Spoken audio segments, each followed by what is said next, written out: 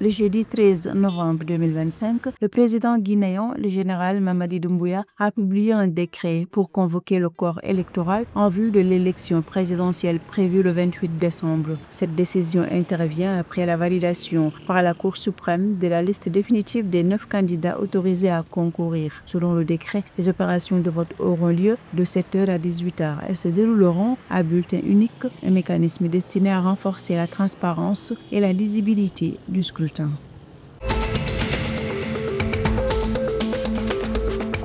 Le Sénégal a levé 99 milliards de francs CFA sur le marché domestique le vendredi 14 novembre, une opération qui a largement dépassé l'objectif initial de 90 milliards de francs CFA. Avec des souscriptions atteignant 100 milliards, soit un taux de couverture de 111%, le rendement moyen pondéré s'est établi à 6,88%. La participation diversifiée des investisseurs témoigne de la profondeur et de l'attractivité du marché.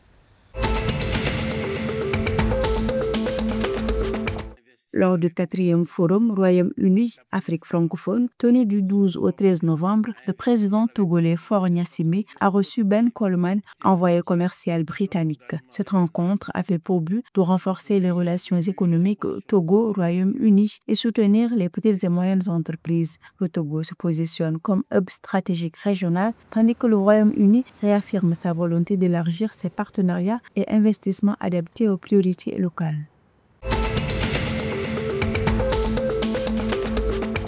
La Commission nationale des droits de l'homme de Côte d'Ivoire, CNDH, a présenté son rapport 2024 à la présidence ivoirienne le 13 novembre. À l'occasion, le vice-président Tchémouko Maïlé Koné a rendu hommage au travail de l'institution. Il a également rappelé l'engagement du gouvernement dans des réformes visant à améliorer la gouvernance, à renforcer la protection de l'enfance, à promouvoir la justice sociale et à garantir l'égalité entre les femmes et les hommes.